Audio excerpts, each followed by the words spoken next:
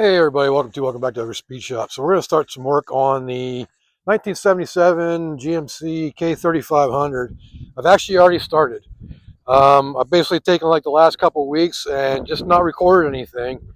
I'm keeping videos out. I was 2 weeks ahead, but I just needed some time to do some wrenching without recording it. So that's what I did. So this is where we're at with it right now. It's really windy out here, so I got my microphone going. Hopefully this all turns out. But one of the things I discovered was, get this off of here. Oh yeah. Well, let me show you that right there. See the gap right there? That's the biggest problem I have right now with this thing. And the reason being, I think, I'm going to get that off of there. This core support was broken and welded back together in a couple different places. So I think when they did that, well, for one, I think everything got pushed back, and this is like tweaked to the point where it's in, but it's causing that gap on this side. This side isn't too bad, but I think the core support needs to come out, and I've already disconnected it all except for like 2 bolts, one down here and one on there, holding it together, and then the fan shroud. So that's what we're going to do. We're going to pull this core support out, and we're probably going to pull a motor too to track down what is rattling. I'll fire it up for you so you can hear the rattle here in a minute. But that's what we're going to do in this video.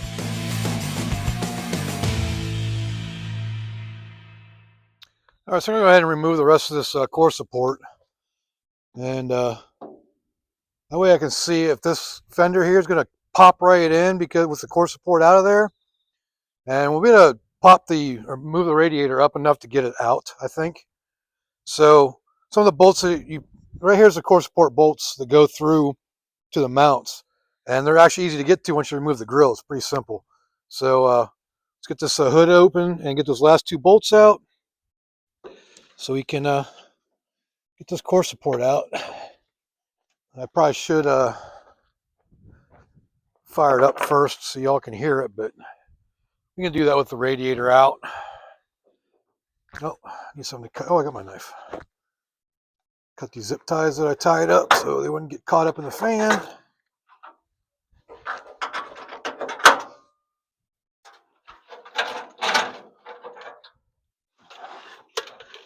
That's almost long enough to go across the back of the firewall.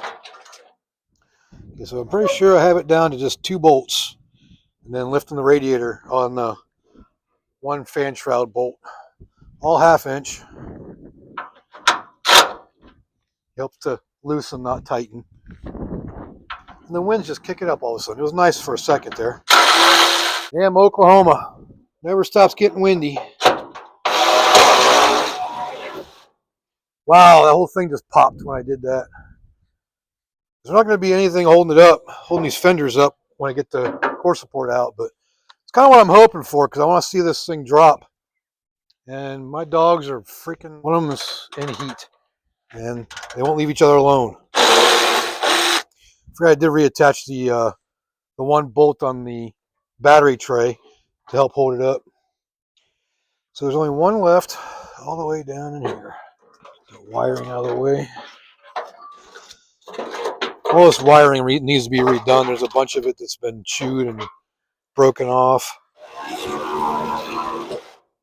Wow, did you see the whole thing just pop down?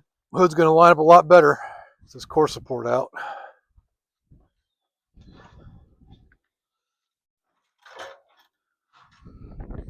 Now can we just pop it out? Actually, let's remove this bracket here so we can kind of pop it out this way. There are 2 support brackets right here too. I already removed the 2 bolts that attach to it, but there's 1 more that attaches to the fender. I think remove that one. Make it a lot easier to slide it out.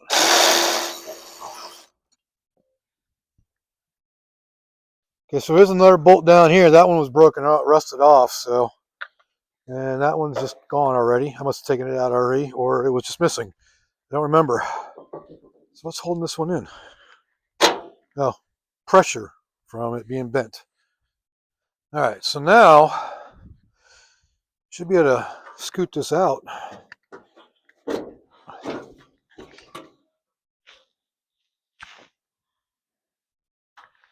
think there's any more. No, there shouldn't be. Sure does act like there's something else holding it. Did I miss a bolt down there? New.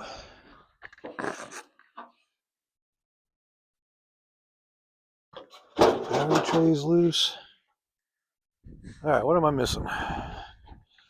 Other than just the pressure of the fenders. Oh, there we go. All right, lift the radiator. Move it out of the way. There ain't much left of this fan shroud, by the way. There's a whole lot of dirt in there.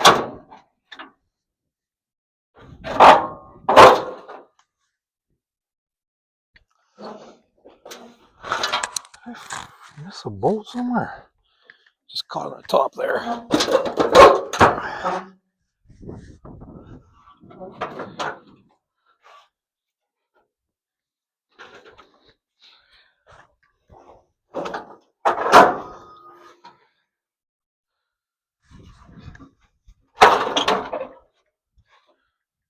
All right, now with that out, how's the hood line up?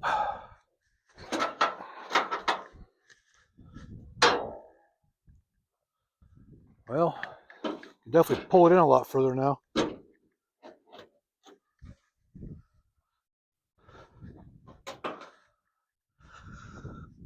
just pull her in and see what happens. You see all the pressure that was on that thing though, so it was definitely not right. Is this gonna be long enough?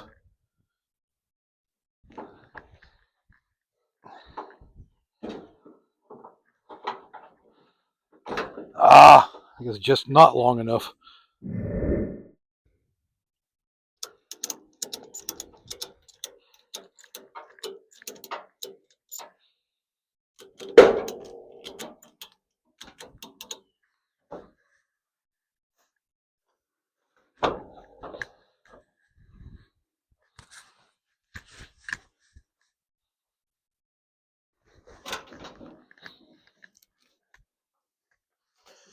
All this white paint keeps flaking off, showing the original color.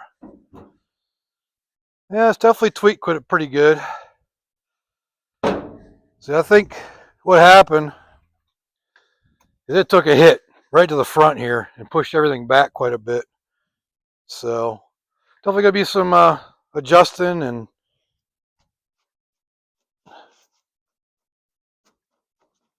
yep. But hey,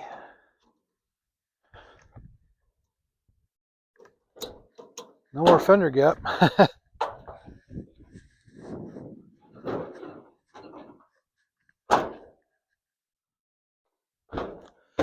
See, one thing about these trucks is most thing lines up off of the core support.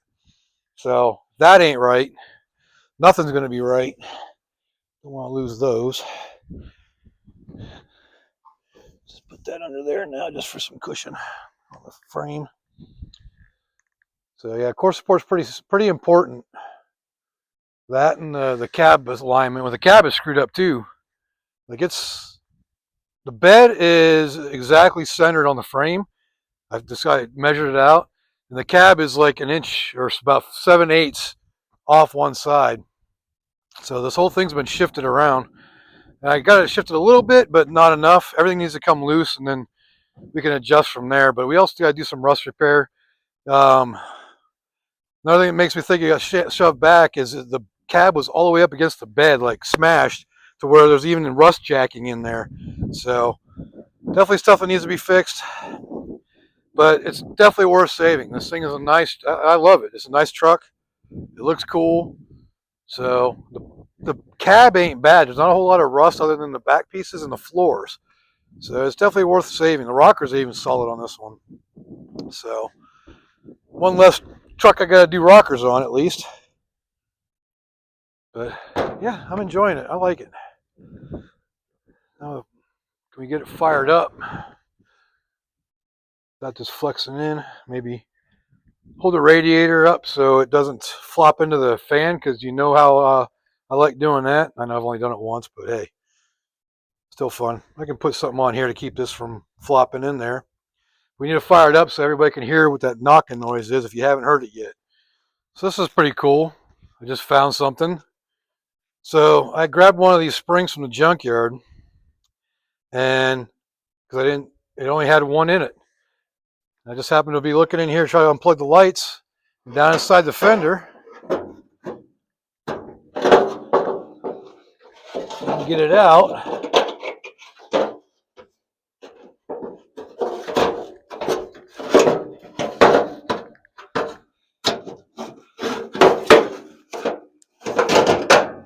Here's the other spring. So that's pretty cool.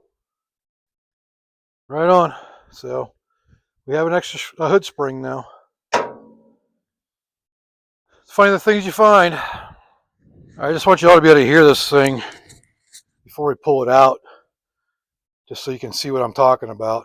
This is tied up nicely, ain't gonna go anywhere. The battery's the thing I'm worried about the most.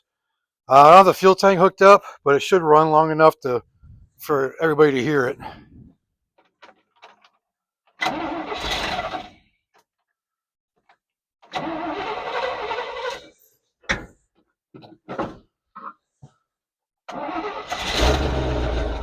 I'm gonna turn the microphone off so you can hear it better.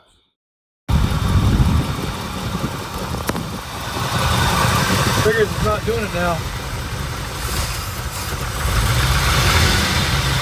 There it goes.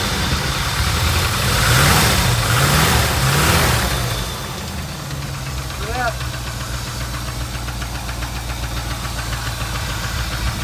Hopefully it's coming across on the video. That's what we're going to figure out. It's a lot easier if the engine's out of the truck. Well, and the crazy thing is it goes away with RPM. You can't hear it when it's revved up. Only at idle. So hopefully it's not a lifter or cam or a rod or bearing. Hopefully it's just, I'm hoping we get the intake off and there's something flopping around inside there. Like a old push rod or something that was replaced. Or maybe I'll find a bad spring or a bad push rod. I don't know. But hopefully it's nothing too serious that warrants a rebuild. So we're going to be pulling the motor out of this truck. And I don't want to pull it into the shop to do it. So we're going to rig up something and use a tool I've been building for the last few months. So let's go check that out. I figure what better way to pull an engine in a field by using a pull truck. So we're gonna put the pull attachment back on there. I've modified my winch to be more modular. So all the controls for it are now mounted to the removable mount. And all I gotta do is hook power to it and I can use it with the pull truck to lift that engine out of there. Should make things a lot easier. Backing this up and just pulling it, plucking it out. Should be fun. 1 ton moved, got the 2500 put in the corner there. There's some things I got to repair on it. There's something, I mean, it's leaking pretty bad. And something was grinding or kind of, I don't know, it was a weird noise coming from like in between the transmission and the engine. So we got to dive into that at some point. But it was a successful drive, at least going to the truck gathering. But yeah, just got to find what's wrong with it. This is the first like long distance drive it's been in. But anyways, back on the 1 ton, we are going to put the pull attachment back on so we can lift the motor out. Get the engine in here into the shop so we can pull it apart and see what the heck's rattling. So, gonna have some fun here. Probably do most of it in high speed.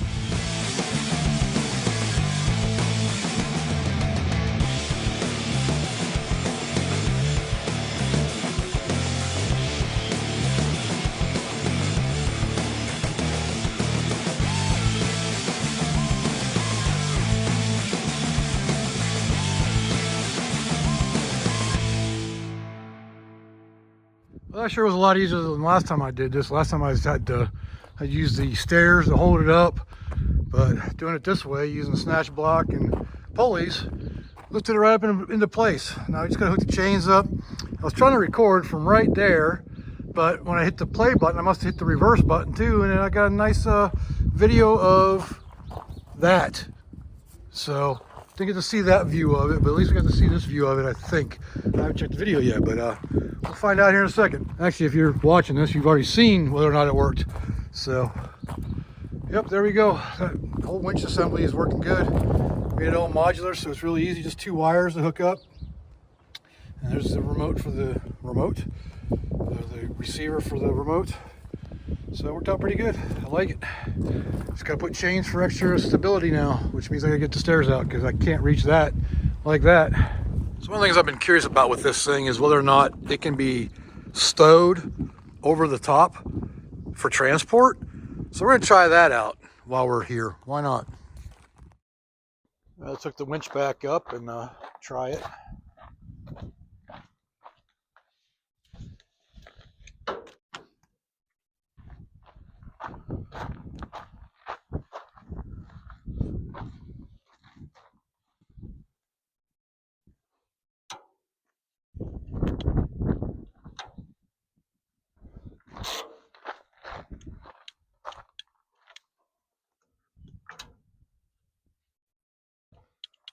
What the hell is crawling on me? Why is this not working? What the hell? Great. What happened to my winch?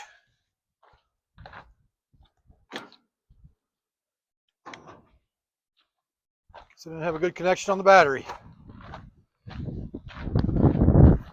Just going to take the pressure off these posts here.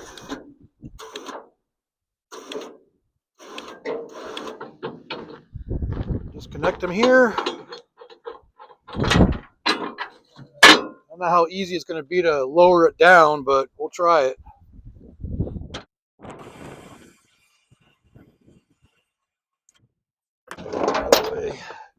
This thing's really not that heavy. It's just really awkward.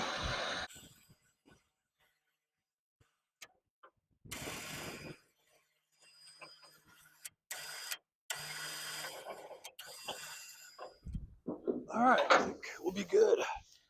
Oh yeah, look at that. That'll fit in the shop like that. Right on. That's pretty cool.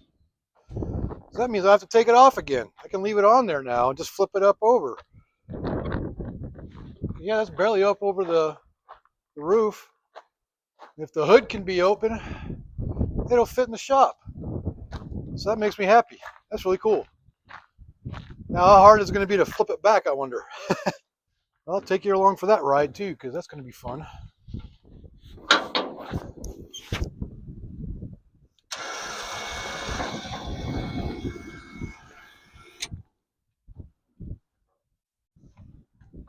Trying to run the winch and do this, not that easy. Well, let's do it strongman style.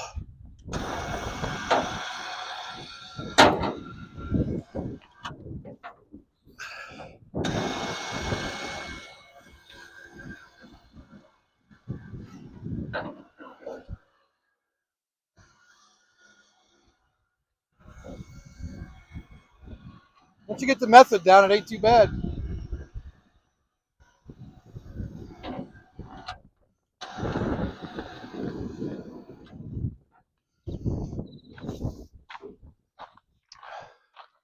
I wonder if I should bring it down to put the chain on it. Probably be a lot easier than lifting it up there.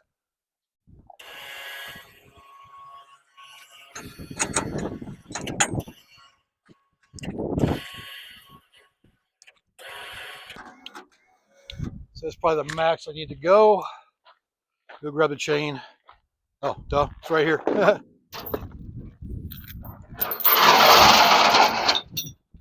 Whoa. Truck is not in gear, obviously.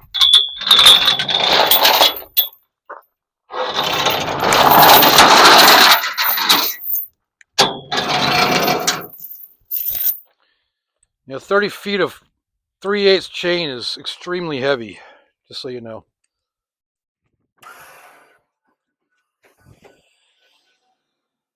It's got a knot in it. How perfect.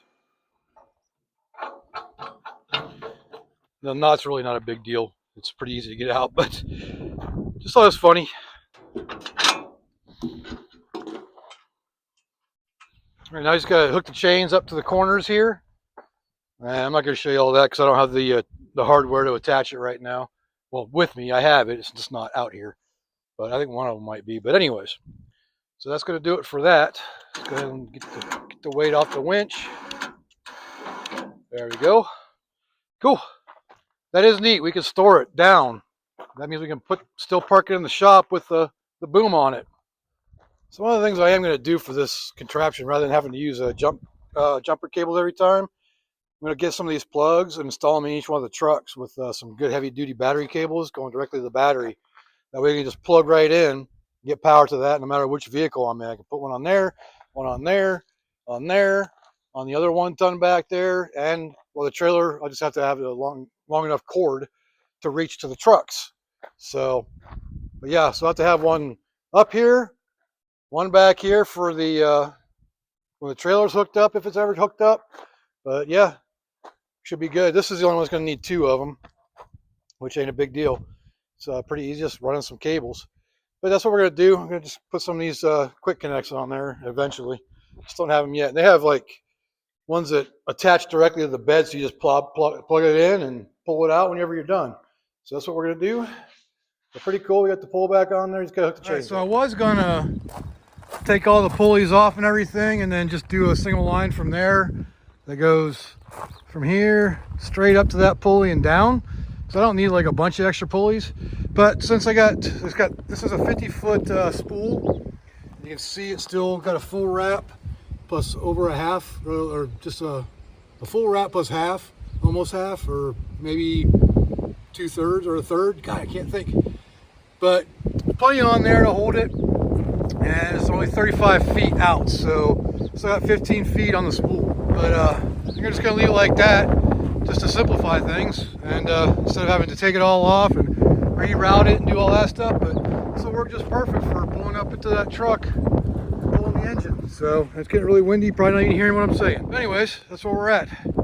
But we got everything hooked up and ready to go, so we just gotta back out to the back of the in our backyard. I can't talk or think right now. We just gotta pull to the back, pull the engine, do all that good stuff. But we'll get the engine prepped and ready to go before I even do that. But I just want to get everything hooked up, and now you see. And I can't talk for some reason. We're all set and ready to go. I'm going to go in and disconnect everything in the truck in the engine bay first. Then we'll back her up. Well, have my wife help me pull the hood off. Back her up, lift her out, drive her into the shop. Well, sort of. We're not going to be able to pull into the shop with that up there. Unless I can figure out a way of... No, I only got one winch. So I'll probably put it in the back of that truck. I'll lower it down into it, and then I can just back it in there and take it out with the engine hoist. I think first things first, we gotta get this hood off of here. And I always like recording that, even though it's gonna be in high speed, just because you never know what kind of blooper I might have taking a hood off by myself. You would think that after injuring myself this weekend that I'd try not to do this, but still gonna do it. It's just the way I am.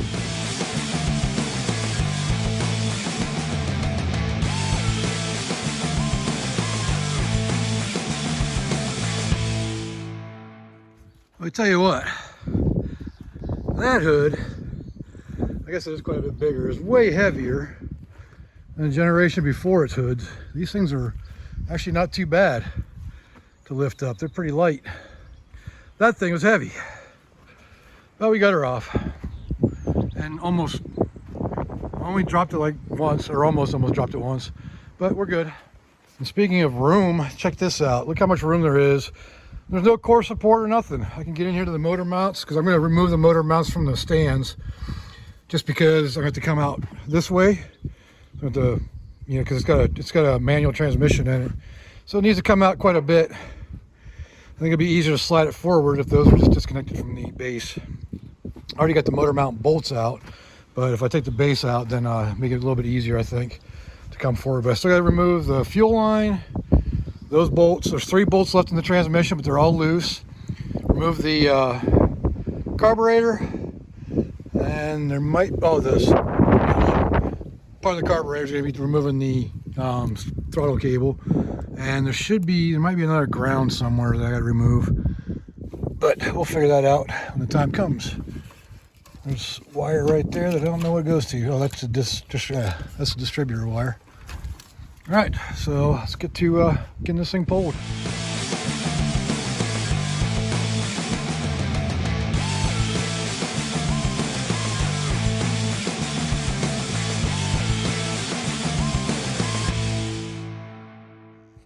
All right, we got her all set and ready to go.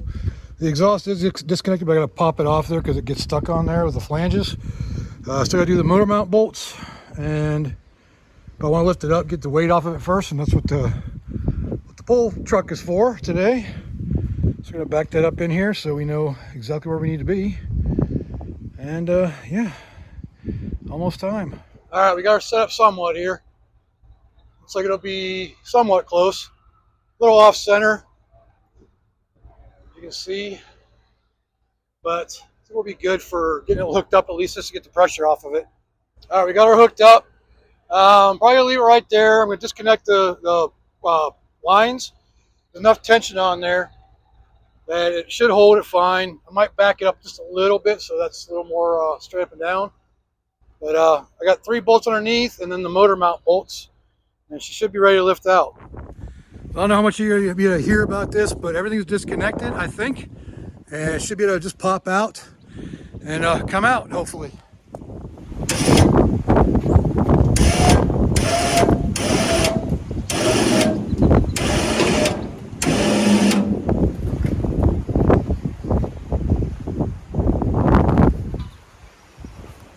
The suspension of this truck ain't very sturdy, is it? Just disconnect the exhaust. It's always something you forget, huh? That one's loose.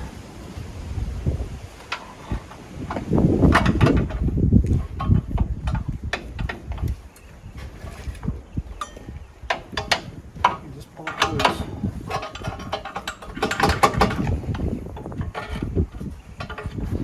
Going up, see if that. There it goes. Still attached to the exhaust.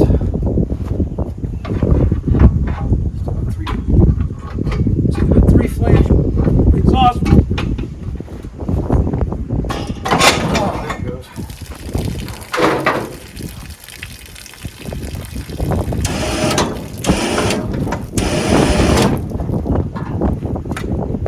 Oh, well. Don't forget something. Stretch it too much. But the oil line's still connected. I got to disconnect that. Alright, here we go. Last thing.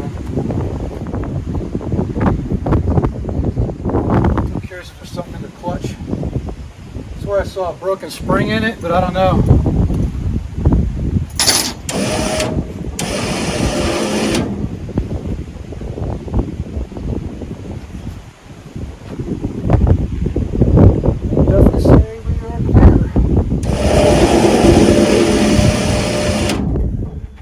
All the weight's on these things right now.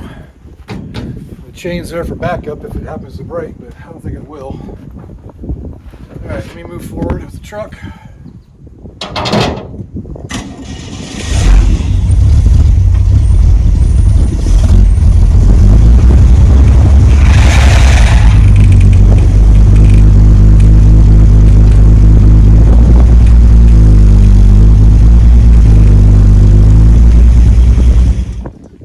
So this obviously will not fit in the shop as it is. So what I'm going to end up doing is backing the other truck in here and putting the motor in there. Look at all those freaking dirt daubers on there. Looks like that was rubbing pretty hard too on the clutch, on the throw out. I'll have to check the throw out bearing. But yeah, we'll be pulling all that off to check it all out and see if we can figure out what that noise is that we've been hearing. You can hear me because right now the cows are being rambunctious out here because my wife fed them earlier. But I got a pretty good feeling this throw out bearing is definitely an issue. It was stuck on here, still stuck on there.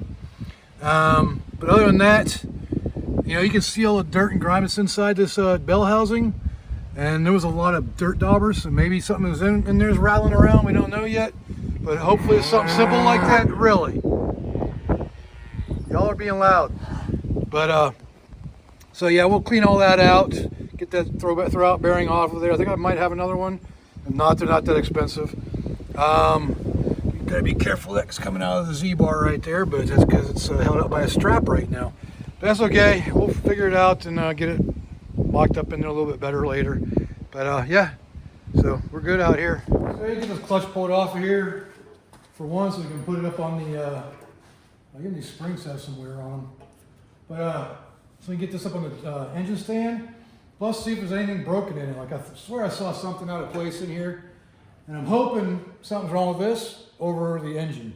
But we're gonna dive into that as well. I got a bunch of parts from the original engine for the 2500.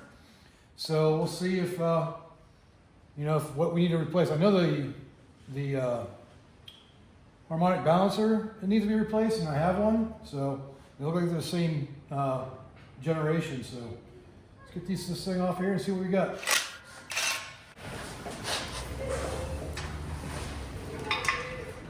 If you hear baby talk in the background, it's my wife talking to the cows. She's coming out to feed them. This is going to be a pretty heavy deal here. Yep.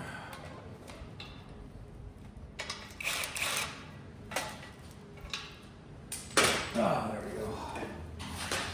Which actually don't look too bad. Let's see what's up here. Oh, look at that. That's loose on there. Flywheel? Huh? Is that a Yeah. flywheel? It's a clutch disc. Okay. That's the flywheel. That's the pressure plate. But this is like loose in here. You almost walk right into the shop. Yeah. Yeah, something's separating here, so that's going to need replaced. What the heck did I see in here? Oh, I guess it's just the springs. I saw one that might have been broken.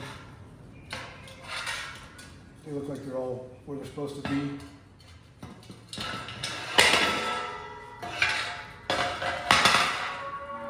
Even with all the mud daubers and stuff in there.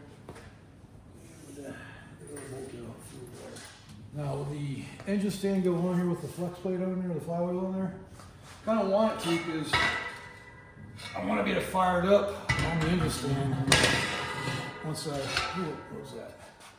I saw something move. Must be seeing things.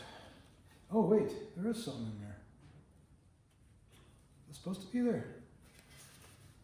Yeah, that is supposed to be there. That is supposed to. That's what I saw. Is the springs for the fingers. So that's why I thought there was something broken in there. But that's perfectly normal. But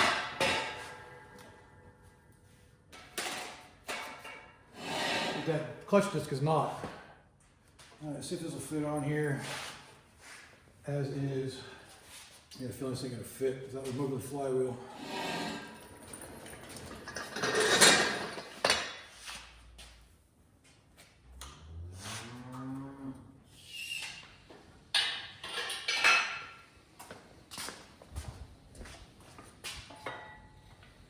Yep.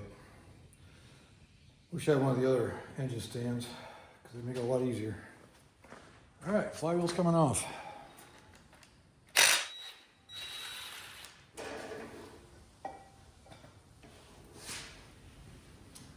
The rear main seal's leaking. That's good, but that's all mud caked up in there. Look at all that. It's insane.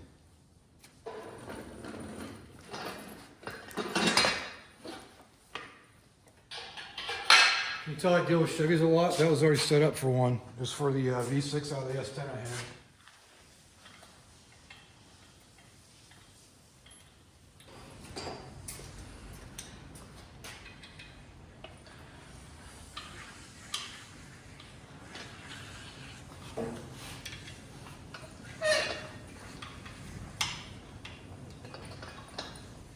Well, let's hope this crappy Harbor Freight.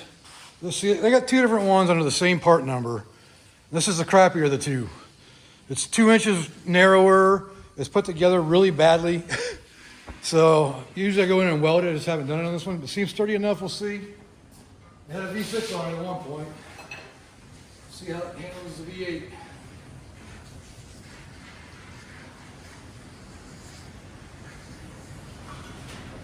It'll be all right. It's going to get lighter as we go, so. All right.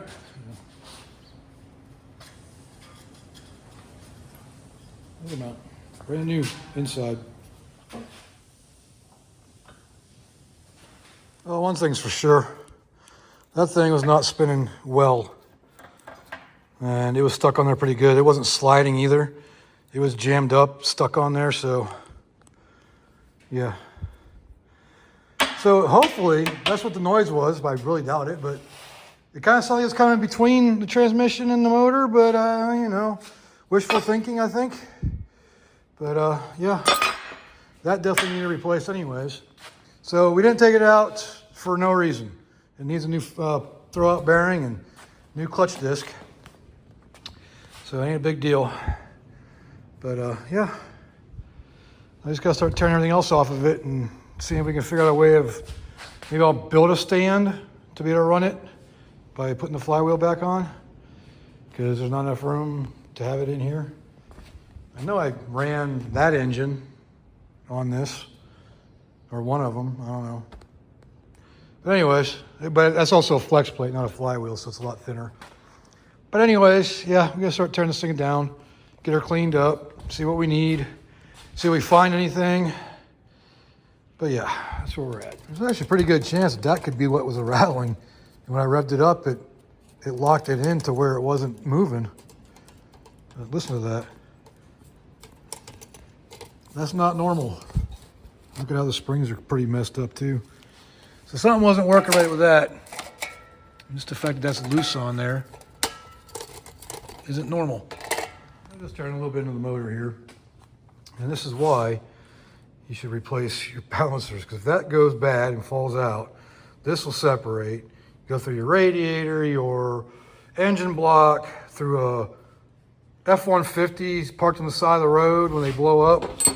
Ask me how I know, but yeah, look at how that rubber is completely deteriorated. And since I have a brand new one over here, I originally bought for the motor for the 70, the original 350, right here, might as well replace it. I'll probably do timing cover and everything too, even though there's no oil leaks, but there's grime, but that's mostly from the power steering. So, but I'm gonna reseal everything just because it's out. And we need to test it anyways, figure out whether or not it's if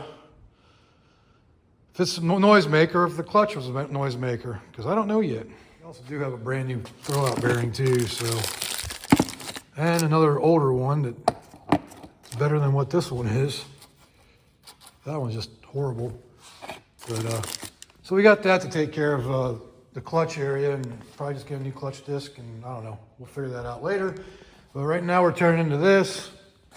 I think we're going to go ahead and pull the valve covers off, re-inspect everything. We'll pull the intake off, check down in there, make sure there's nothing loose or dangling. I did notice that the chain seems a little loose, like there's some play in there. Like I can turn the crank and it doesn't turn the distributor. Just, I mean, it's not much, but it seems like it's kind of loose. This is the original motor. So I don't know about these heads, because you've noticed the color on the block is blue, or this light blue. Almost Pontiac color. The valve covers have the same color on it, that bluish green aqua, but the heads are red. So I think the heads have been changed. And you know, that's the only thing I can think of, and you can tell the intake's been off of it because this is a red RTV.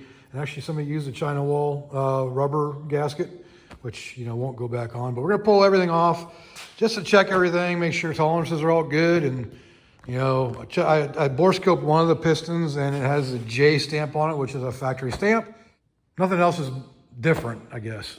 So let's go ahead and get these valve covers off and see what we got. So we've had the valve covers off with it still in the truck. So I'm kind of curious as to whether or not, oh, it helps to grab the right one. This should be the right one.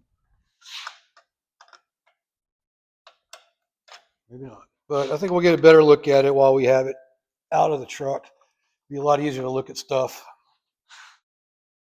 There we go. I wonder if there's ever going to be a day where I can actually keep my shop clean.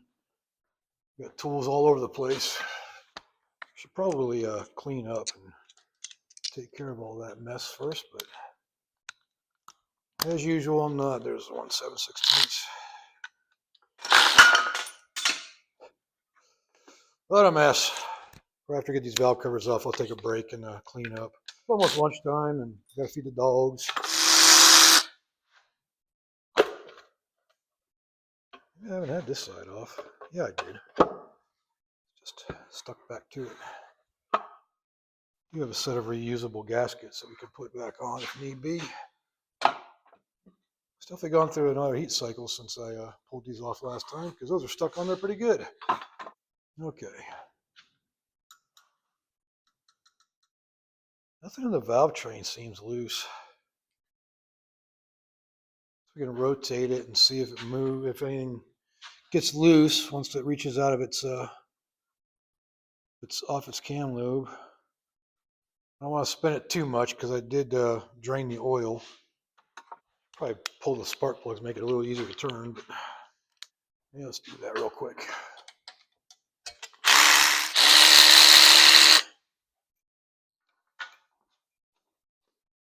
Some of those are actually kind of wet, but I can't tell is it fuel or oil.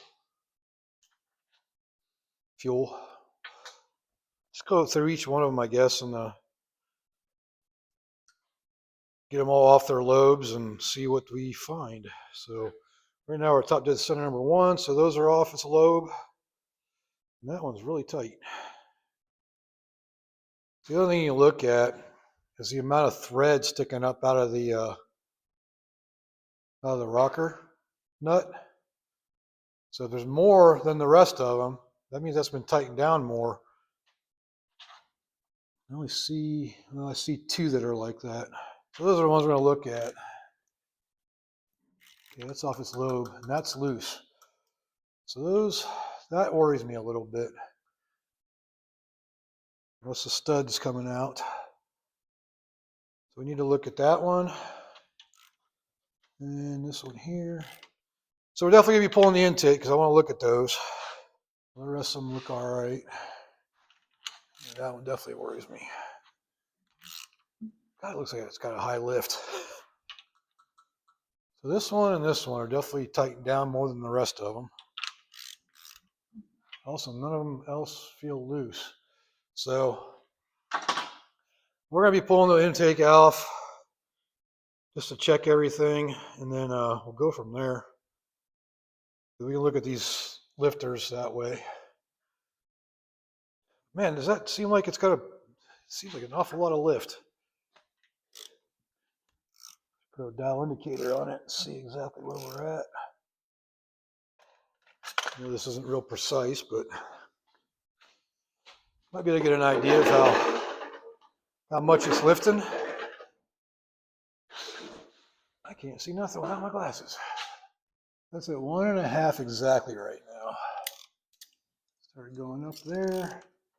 Back it off a little bit. Okay, that's the top of its circle. Oh, I guess it's only about 380 lift. Not even. But 3/8 is what, 375? And it's about 5/16. So that's what, 318? So yeah, it's not very big. It just looks like it's going a lot more than what it actually is. Let's bring it back around the top dead center. And I did have to reset the distributor too. It was pointed at number 5. So I restabbed it even though we're pulling it back out. But we're set to top dead center number 1 right now.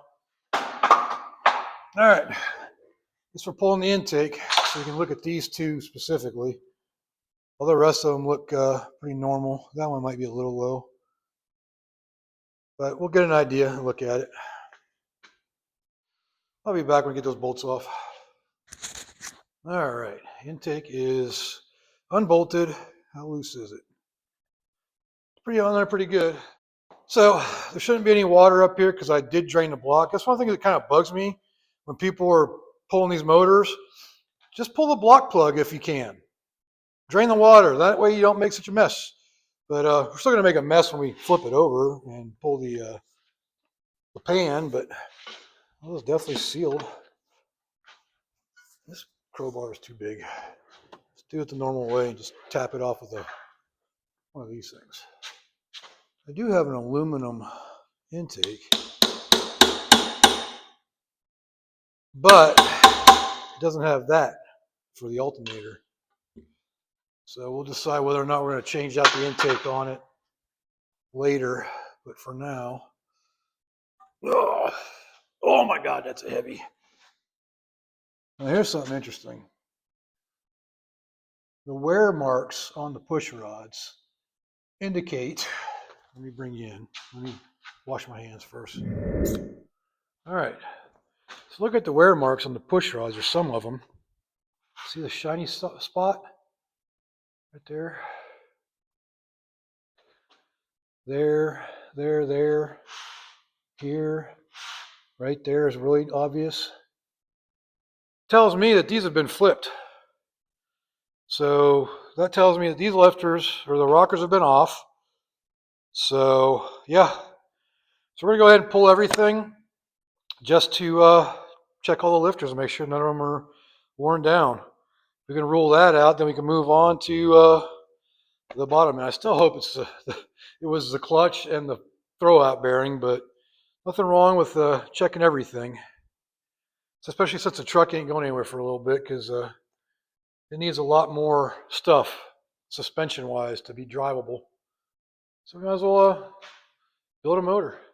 All right, so I left the last two push rods in so I knew which ones to look at, and this is the second from the back on both sides. So hopefully we'll pull these out and we'll check those lifters if they'll come out. They spin still, it's good. What are we gonna have? Oh, good. That looks good. So that one is all right. That had me worried. So we'll leave that one in. Check this other side. Dang it. The fact that they actually come out makes me happy too. Oh yeah. Cool. All right, so there's nothing wrong with the two that were pushed down a little bit further. Let me measure the length of the, what are these called, studs? And see if it's the, maybe they're being pushed out. Again, I can't see, but I'm going to guess here. So that's about almost 5/8. That's closer to 1/2 inch. So I think these studs, they're either pulling out or something. So I'm going to go ahead and try to tap them down in a little bit. Just be real careful. Don't hit the threads. Give a smaller punch. See if they move at all.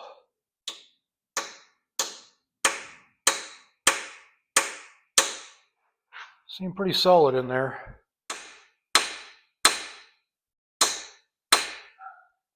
I don't want to hit them too hard. Not really. Yeah, we'll be all right because they seem to be. Well, we know the lifter's good. So I think what we're going to do next, we're going to pull all the lifters just to make sure they're all good. Then we'll flip her over and see what the underside looks like. All right, pulled all the lifters, checked them all, and they are all good. And you should probably look down inside the cam, but if the lifters are good, I'm going to guess the cams are good. So the only other thing, I can't imagine the freaking fuel pump cam. The fuel pump push rod would be bad, but it wasn't hooked up, but it was down inside, so it wasn't being hit by the cam either. So, and it's working. I don't think that's going to be the issue. So I think we're going to flip it over and check bearings, and then hopefully we don't find anything, and it turns out just to be that or that. So let's go ahead and flip her and see what happens. All right, we got her flipped over. We're going to make a little bit of a mess with the oil dripping, but other than that, we should be fine. A little bit of gas still in the fuel pump. I swear I heard a rattle when I flipped it over the first time, but I can't reproduce the sound, so I don't know what that rattle was. I don't know if it's the drive shaft for this or something in the pan. I don't know. We'll find out when we get the pan off, but Definitely got to scrape and do some cleaning before we do that, because I don't want to take that off with that mess of mud and stuff on there. But that's what you expect from a old farm truck in Oklahoma and a 4-wheel drive. You get mud. All right, got the pan ready to come off. Let's see what we got.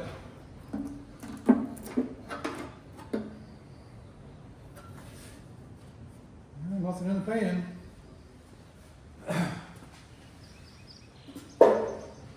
Let's hope it ain't like the S10. It's not find. Get the old cork gasket out of here. It's broken off right there. I got a brand new like one-piece gasket for this. At least I think it's for this. Now.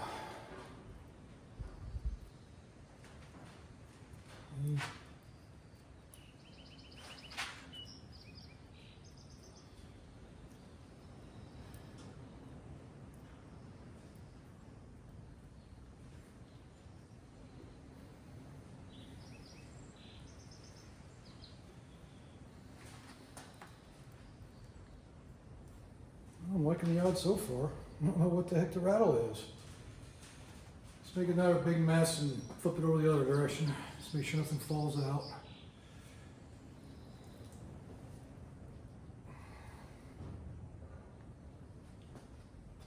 Other than oil, obviously.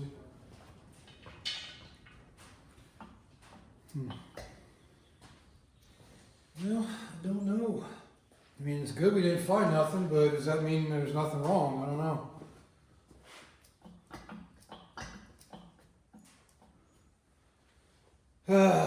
Oh boy. Let that drain for a little while. Let's go ahead and pull the timing cover off so we can see what kind of a mess that is in there. And first things first though, let's get this out of here because it's going to interfere trying to get it off. After we get the timing cover off, we'll go ahead and flip it back over as well. And then that way we can rotate the engine and see if there's anything we can see. I still haven't cleaned the shop yet. After we get this part done, I'm going to take a break. Well, take a break from filming and, God dang it. Take a break from filming and I will clean the shop. 2, 3, 4. Okay, so I'm also going to have to run to town and get a new timing cover gasket because I don't have that. We do have a new timing cover. We'll decide whether or not we want to put that on there. I also have a new double roller timing chain too, so we can put that on if we want to, if it'll fit under a stock timing cover. I can look at it until it's freaking loose.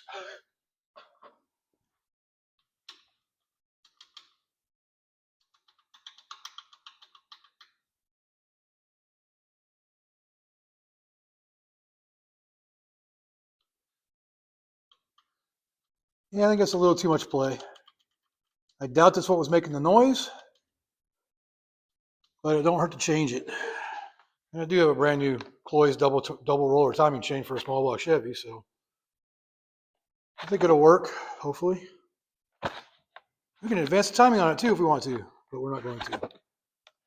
Actually, this is just a one-up. Yep. All right, so double roller fits perfect, and look at that. There's no play in it whatsoever. Lined up, we're 180 out because that lines you up with number 6. So this were up here. If I would have put it up there, then it'd be number 1. So we just got to make sure we rotate it 180 degrees before we stab the distributor to get the top dead center number 1. But other than that, I think we're good on that. And the timing cover, it'll fit, and that's a brand new one. Even though the other one's probably fine. But hey, I got the part, I might as well use it, right? So this fits on there without any problems. I just need gaskets. So probably run to town here and get some gaskets for it. Because I need the front seal and gaskets. And I gotta get the old gasket off there, or what's left of the old gasket. There's a little bit there. But yeah, so we got a good timing set now. So that's one thing that we know is bad is better now. So, and like I said, none of the lifters are bad. So we can put all that stuff back in as well. All So yesterday off camera, I went ahead and put the timing cover back on, or a new timing cover on, the new balancer. So right now I got to clean up the surfaces for the oil pan, get it back on, because I didn't find anything wrong underneath here. Like these have their normal side-to-side play. So I pulled one bearing, one cap off of one of the rods, and it was perfect, the bearing. So I can't find nothing inside this engine that's rattling. So the only thing I haven't taken off yet is that. I'm probably gonna take it off, but I need to get new gaskets. So I need to go run to town and get intake manifold gaskets anyways. I'll probably end up putting this back on because aluminum intakes have gotten crazy and expensive lately. But anyways, let's get this thing cleaned up so we can put the oil pan back on and test the, if you can do that real quick. I'll clean this up. I'm gonna test fit the oil pan gasket I have. This is one of the things you gotta worry about when using one-piece oil pan gaskets. Gotta make sure you get the right one, because if you look right there, see the big gap at the top of that? Even when that's torqued down, it's not gonna seal that gap. So there's two different ones. It's got a taller gasket in the front here, so I gotta find that one. And for driver's side dipstick tube. So gotta go to town and get intake manifold gaskets anyway, so I guess we'll look for an oil pan gasket too while we're there. All right, I got the oil pan back on. I ended up getting, so this is a universal style oil pan, but I needed the one with the big fat area up here. But it has the provision for the dipstick on this side and one for the on this side. So I just RTV the hole up to make sure it doesn't leak. So now we got to put the top end back together, and we got to get it fired up to see if the noise is gone. Hopefully it was the clutch. I found nothing in this thing. There's a weird noise when I flip it over, but I can't find what it is. It's like it's driving me nuts. I'm hoping maybe the timing chain, the new timing chain, is the rollers are rattling a little bit because they haven't been oiled yet. I really don't know, but it ran great, had good oil pressure, so I left the oil pump, left everything the way it was. So now we got to put this back up in there. This is something, if you're ever tearing apart a flat tappet cam motor, get yourself one of these, because you want to make sure you keep it organized, because it's got to go right back where it was before. These lifters need to go on the same cam lobe they came off of, because they form to each other, or the metal, whatever it's called. You know, so you don't want to swap or move it around any. So if you're going to do it, make sure you get a little organized like this. I think I picked this up for like 20, 30, 40, but I don't remember how much it was, but I got it from Summit Racing, no sponsor, just one of the things I bought when I was building another engine at one point. So, but get yourself, I just ate, sorry. Get yourself an organizer so you can organize all your lifters so you don't mix them up.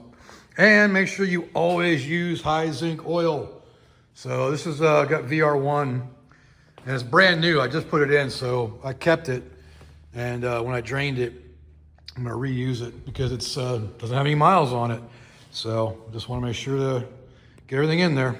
One of the things I am gonna do is I'm gonna dip the ends of these in the oil before I put them back in, just so they have something. So they've been sitting out for a little bit, so I just don't want them to be completely dry, even though you can see there's plenty of oil left on there. Just want to make sure it's got a little bit in there, and then I'll dump all this back down in here once I get everything in. So then we can put the intake back on and get it ready to fire up again. So one of the other things you want to do is just make sure you go through and make sure each one of these lifters spins in their bore. Because that way, because they need to spin on the cam to work properly. So as long as they can move around and it's smooth, you should be good to go. They all are very smooth. These didn't even have a ridge on them when I pulled it out, so I'm not sure how many miles this thing has on it, but probably kind of low. Something you always want to do, even though it's been run and hasn't been that long since it actually ran, might as well prime the oil pump. So get yourself one of these oil pump tools. That's for that's a custom one made for a Firebird, but just get that, stick it down in there, and prime it. So I'm gonna go ahead and do it right now before I put the intake back on. Make sure you all watch the rockers to make sure we got oil coming up through.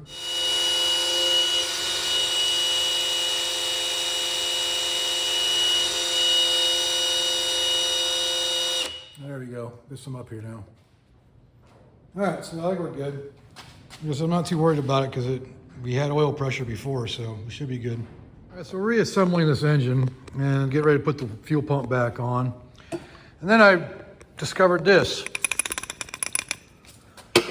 That lever is super loose. I'm beginning to wonder if maybe that's not the noise I was hearing this whole time. Because that was a fairly new one. It came with that truck over there when I bought it almost 2 years ago. And so I don't know like what the deal is with it, but yeah, that's awful lot of noise compared to like, you know, this one, which doesn't make any noise. And that was the old one out of that truck with the straight six. So maybe that's the only issue. I have no idea. I hope that's it. Or the clutch or anything but the bottom end. But we didn't find nothing in the bottom end, so I don't know. But I'm gonna get this thing back together so we can get it running and see what see if the noise goes away. Now we got it all back together now. Still don't have, I need to get some exhaust manifold gaskets, but I think it's gonna do it for this video because I need to build a stand in order to run it out of the truck. And because I can't get the flywheel on here. I thought I could have swore I've run an engine on these engine stands before. Maybe it was the other one, I don't know. But I thought I ran the 350 for that one on one of these, but maybe not. But I want to build a stand for it so I can actually like run it, so I can listen for the rattle. Because if I swear to, if it's that freaking fuel pump, I'm going to be mad, but happy at the same time. And if there's no noise, then that means it was probably the clutch or the throwout bearing. But we got it all sealed up, ready to go. I just need to build a stand. But I think I'm going to finish this video here, and we'll throw it up on a stand for the next one and see what it does. For this one, on trying to figure out what the noise is on the new 77 GMC's engine, and amongst other things, we did a few other things on that too. Doing some front end tear down, trying to find I got to find a new core support and a few other things there too. So if you like this video, leave a like down there, leave me a comment, let me know what I can do better. Subscribe while you're at it if you can. It really helps out the channel. It's free, you know, might as well do it. And like, comment, subscribe, do all that good stuff. I already said that.